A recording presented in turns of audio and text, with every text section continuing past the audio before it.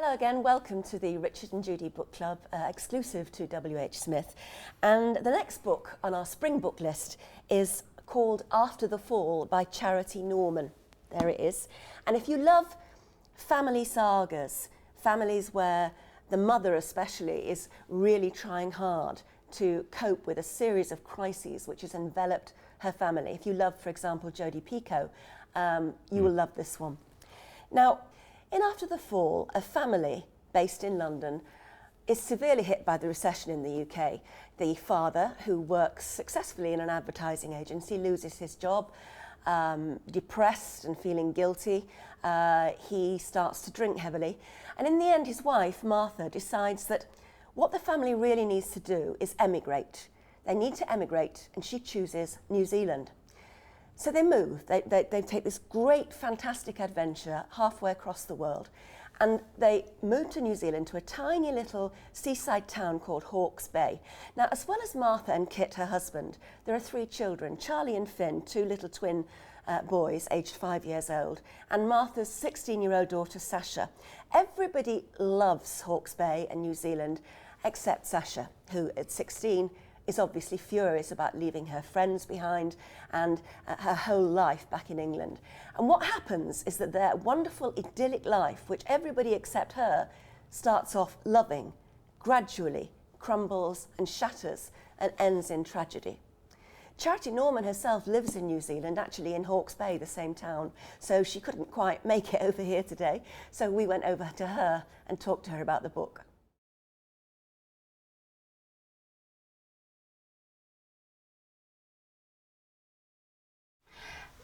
Those few weeks were like perching in a giant swing, lurching from wild excitement to, great Scott, what have we done? There's a moment in After the Fall when the day of emigration has arrived. It's time for the family to leave for the airport.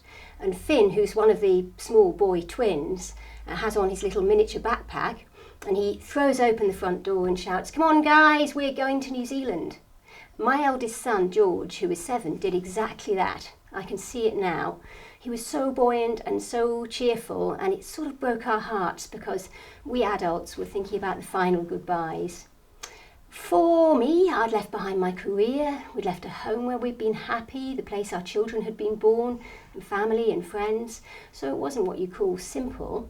And for my husband, who's a New Zealander, it was a return to the very small town, small community that he had left as a young man. He had shaken the dust of it from his shoes, and I've a feeling he didn't expect to be living there again. But once we arrived, yes, we were elated by the sheer adventure. I remember quite clearly, very early on, taking the children swimming in the waters of the Tuki River that ran beside our house, and I remember the feeling of the water and looking up towards the Ruahine Mountains. And it dawned on me then that I didn't have to stay up half the night to rush off to Newcastle Crown Court, read a brief and head off early the next morning. And I felt so lucky to be living in this extraordinary country. And I remember an overwhelming sense of adventure. So, yes, we were elated, and to this day it has never quite left us.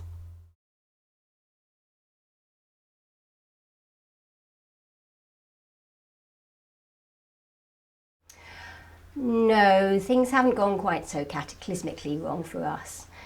Some expatriate families seem to take to the place right away. At least they claim they're taking to the place right away. I'm not always convinced.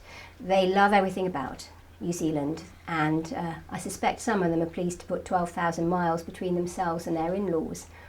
But others are dreadfully homesick. A few weeks ago I got talking to a complete stranger over the fence, a London family who'd got caught up in the London riots, and they were so shocked by the experience that they had up-sticksed and moved here, and a few months later were utterly miserable, likely to go home again. And I know of English teenagers who have gone completely off the rails once they arrived here, ended up in trouble with the law, and couples whose relationships have broken down under the strain. That can be very sad and very difficult because often one goes home leaving the other, and there's problems, of course, about where the children then would live. In this story, Martha hears from Keith at Cape View about a family who sold everything, had goodbye parties, emigrated, only to turn their container around in the port, but without even unpacking their things and go straight home. And I know of at least 2 families who have actually done that, and I don't blame them for a second. It's a massive bereavement, emigration, massive, no matter how enticing the lifestyle you're moving to.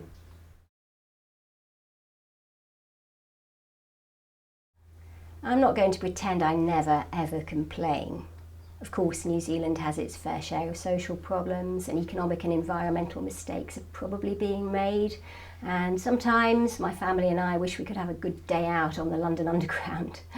But leaving all of that aside, when I think of New Zealand, I think my first image is of space, of time, and this very clear, very intense light. Hot blue skies in summer and hissing cicadas and frosty mornings in Hawke's Bay in the winter, and glorious scenery, lakes and rivers, and the Pacific. Here in Napier, it's actually not uncommon to see a pod of orca or dolphins just off the beach, just right there, or even a seal sunning himself. And I think also of resourceful, laid-back people. The Māori culture is enormously influential and enriching too, and very much a part of life here. I first visited New Zealand many years ago when I was in my early 20s, and my future father-in-law was a farmer.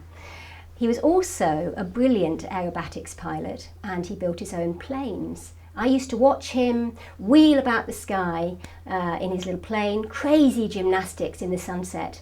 And when it was time to land, his sheepdogs would run out and clear the field of sheep. And I have this image of long shadows and the liquid gold of the light and this tiny plane coming into land next to the farmhouse. And this epitomises New Zealand for me, a place where someone can build their own plane and spin around like something out of an air display, and their airstrip is a field full of sheep. For me, that's New Zealand at its best. It's enterprising, it's fun, and it's beautiful.